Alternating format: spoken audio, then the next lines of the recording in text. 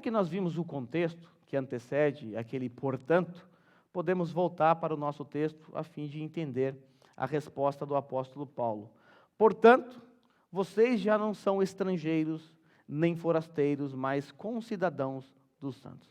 A conjunção, portanto, nesse texto, deve ser entendida assim: porque vocês, gentios, não estão mais distantes do povo de Deus, porque vocês não estão mais em guerra contra Deus, nem contra os judeus, porque vocês agora gozam do privilégio de ter acesso ao Pai, ou seja, por causa de tudo isso, agora vocês passaram a ter 3 novas posições.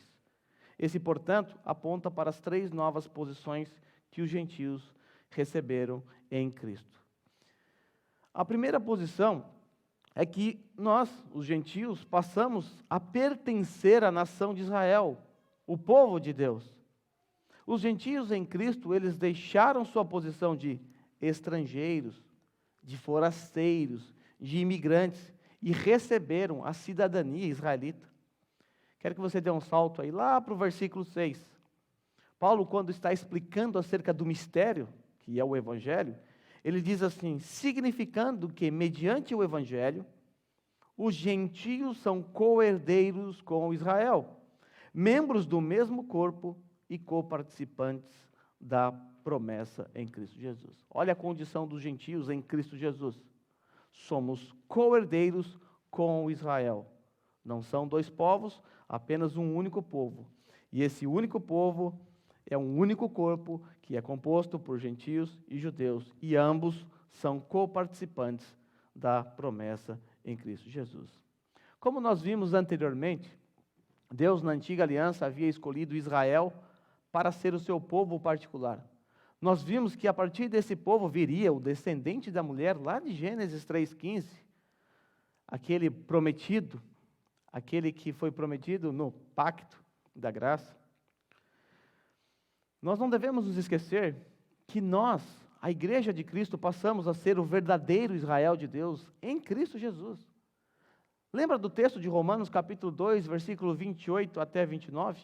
Paulo diz assim: não é judeu quem o é apenas exteriormente, nem é circuncisão a que é meramente física.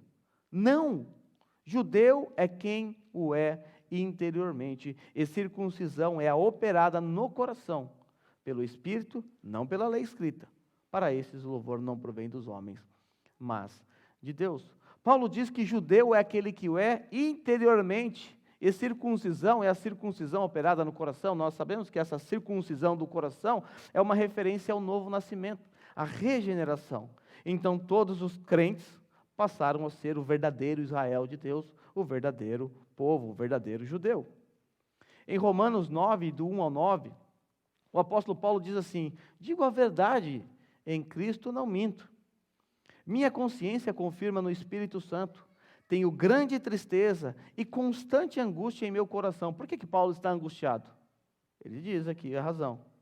Pois eu até desejaria ser amaldiçoado e separado de Cristo por amor de meus irmãos, os de minha raça, o povo de Israel. Olha que interessante. Paulo chega a dizer: olha, minha consciência, ela confirma no Espírito, eu tenho grande tristeza, eu tenho constante angústia em meu coração, pois eu desejaria ser amaldiçoado e separado de Cristo por amor de meus irmãos. Quem são os irmãos de Paulo? Os da raça dele, os judeus, o povo de Israel. E aí ele diz assim: porque deles é a adoção de filhos, deles é a glória divina, as alianças, a concessão da lei, a adoração no templo, as promessas. Deles são os patriarcas, e a partir deles se traça a linhagem de Cristo, a linhagem humana de Cristo. Porém, apesar de todos esses privilégios, Paulo entende que esses irmãos estão ainda debaixo de maldição, simplesmente porque a verdadeira circuncisão não ocorreu no coração deles. Pode ter as alianças, a lei, um templo, pode ter tudo isso, mas só é israelita aquele que tem a circuncisão no seu coração. Quando nós lemos esse verso que eu acabei de ler, esse trecho, nós poderíamos pensar o seguinte: então a palavra de Deus falhou? Porque se Deus veio para o seu povo e agora o seu povo o rejeitou, é lógico que não todos os israelitas, grande parte dos cristãos no primeiro primeiro século eram judeus que se converteram ao cristianismo.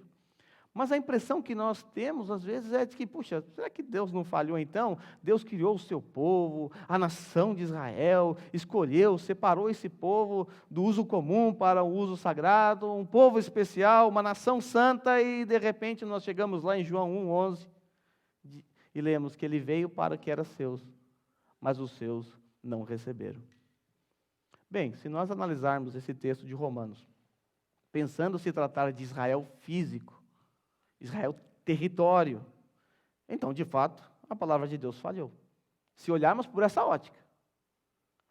Mas Paulo, ele estava prevendo essa questão, e ele antecipa a resposta. Não pensemos que a palavra de Deus falhou. Se o intuito de Deus era alcançar o Israel étnico, então a palavra de Deus falhou. A não ser que o intuito de Deus não fosse salvar o Israel nação, mas o Israel espiritual. Então Paulo diz, não pensemos que a palavra de Deus falhou, pois nem todos os descendentes de Israel são Israel. Nem por serem descendentes de Abraão, passaram todos a ser filhos de Abraão. Ao contrário, por meio de Isaque, a sua descendência será considerada. Noutras palavras, não são os filhos naturais que são filhos de Deus, mas os filhos da promessa que são considerados descendência de Abraão. Pois foi assim que a promessa foi feita, no tempo devido, virei novamente e Sara terá um filho. O apóstolo Paulo entende que as promessas que foram feitas a Israel, não foram feitas ao Israel território, ao Israel físico, ao Israel étnico, mas ao Israel espiritual. Essa mesma verdade se encontra em Gálatas capítulo 4, versículo 28 e 31. Paulo diz assim, vocês, irmãos, são filhos da promessa, lembrando que a igreja da Galácia era uma igreja gentílica. Vocês são filhos da promessa como Isaque. Naquele tempo, o filho nascido de modo natural perseguiu o filho nascido segundo o Espírito. O mesmo acontece agora, mas o que diz a Escritura? Manda embora a escrava e seu filho, porque o filho da escrava jamais será herdeiro como o filho da livre. E aí Paulo conclui. Portanto, irmãos, não somos filhos da escrava, mas da livre.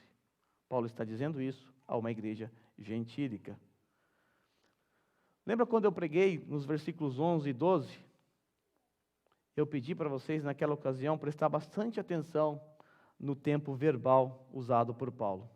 Lembra do que Paulo disse? Só corre teus olhos aí. Paulo diz assim, portanto, lembrem-se que anteriormente, passado, vocês eram, no passado, gentios por nascimento chamados incircuncisão. Isso significa que essa condição ficou no passado. Aqueles irmãos de Éfeso não são gentios. Eles pertencem ao povo de Deus. Eles não são incircuncisos, porque eles receberam a verdadeira circuncisão, que é aquela operada no coração. Ele diz assim, vocês eram gentios por nascimento, chamados incircuncisão, pelos que se chamam circuncisão, feita no corpo por mãos humanas. E que naquela época, vocês estavam sem Cristo, passado, naquela época, vocês estavam sem Cristo, separados da comunidade de Israel, ou seja, agora vocês não estão mais separados. Sendo estrangeiro quanto às alianças da promessa, agora vocês não são mais estrangeiros quanto às alianças da promessa. Vocês não estão sem esperança e tampouco sem Deus no mundo. Talvez ainda surja uma pergunta na mente de alguns irmãos. Então não há uma distinção mesmo entre igreja e Israel? Bem, a resposta depende. Depende de que Israel nós estamos falando. Se for o Israel nacional, étnico, sim, há uma grande distinção. Há uma grande diferença. A igreja, ela é distinta do Israel nacional. Mas ela não é distinta do Israel espiritual. Nós pertencemos ao Israel espiritual. Inclusive, até mesmo dentro do Israel étnico, uma distinção. Dentro do próprio povo, há uma distinção entre eles. Dentro do povo da nação étnica, existe aqueles que são verdadeiramente israelitas e aqueles que não são. Se nós estamos falando do verdadeiro Israel, mencionado por Paulo, não há nenhuma distinção. Nós, a igreja, somos o Israel de Deus. O verdadeiro Israel do Antigo Testamento, ele se tornou o núcleo da igreja verdadeira no Novo Testamento. Aqui eu quero apresentar a vocês a famosa analogia de Paulo em Romanos capítulo 11. Lembra da analogia da oliveira? O apóstolo Paulo, ele usa a oliveira para representar a nação de Israel, os israelitas. Essa árvore, então, ela representa o povo pactual de Israel. Quando nós lemos lá no versículo 17, parte A, o apóstolo Paulo diz assim, que alguns ramos foram cortados. Essa oliveira é Israel, e Deus podou alguns, tirou fora. Então Deus podou e tirou fora alguns ramos.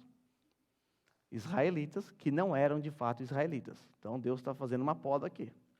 A partir do versículo 17b até o versículo 19, agora os gentios crentes são comparados a ramos de oliveira brava, que foram enxertados e foram cultivados na oliveira. Olha os gentios sendo inseridos, enxertados nessa oliveira.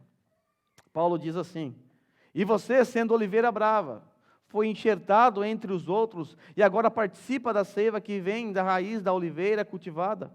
Então não se glorie contra esses ramos. Se o fizer, saiba que não é você quem sustenta a raiz, mas é a raiz que sustenta você. Então você dirá: os ramos foram cortados para que eu fosse enxertado. Não se orgulhe. Depois ele vai dizer que Deus nem poupou os ramos, a planta original, cortou. O ponto importante a notar, irmãos, é que Deus, ele não corta a velha árvore e planta uma árvore nova, como defende a tal da teologia da substituição, que acredita que a igreja substitui Israel. Não é isso. Pela palavra de Deus, nós descobrimos que não é assim que Deus faz. Ele não substitui. Agora nós não temos uma árvore chamada igreja, a árvore Israel caiu fora de cena, foi cortada. O ponto importante a notar que também Deus não planta uma segunda árvore. Deus não tem a árvore chamada Israel e logo em seguida Deus planta do lado dessa árvore uma outra árvore chamada igreja. Agora nós temos duas árvores, a árvore Israel e a árvore igreja. Não é isso que nós encontramos na palavra de Deus. Ele não cria duas oliveiras, nem substitui a oliveira Israel por uma oliveira nova. Os gentios, então, foram enxertados na oliveira que já existia. O povo de Deus na antiga aliança. É isso que a palavra de Deus mostra. Não é substituição, como defendem da teologia da substituição. Não são duas árvores distintas, como defendem os dispensacionalistas. É uma única árvore, da qual a igreja foi inserida. A igreja, Israel era a oliveira, e a igreja foi inserida. Mas o que isso significa para o nosso entendimento acerca da relação entre igreja e Israel? Significa, irmãos, que quando o verdadeiro Israel foi batizado pelo Espírito Santo no dia de Pentecostes, o verdadeiro Israel tornou-se a igreja no Novo Testamento. Portanto, há uma continuidade, entre o verdadeiro Israel e a igreja. Há uma continuidade. É por isso que as confissões reformadas podem falar que a igreja existe desde o princípio do mundo. Se você ler a confissão belga, lá no artigo 27, é-nos dito que a igreja existe desde a fundação do mundo. Contudo, há também uma descontinuidade entre a igreja e o Israel nacional, o Israel étnico. Mas não há uma distinção ou descontinuidade entre a igreja e o verdadeiro Israel.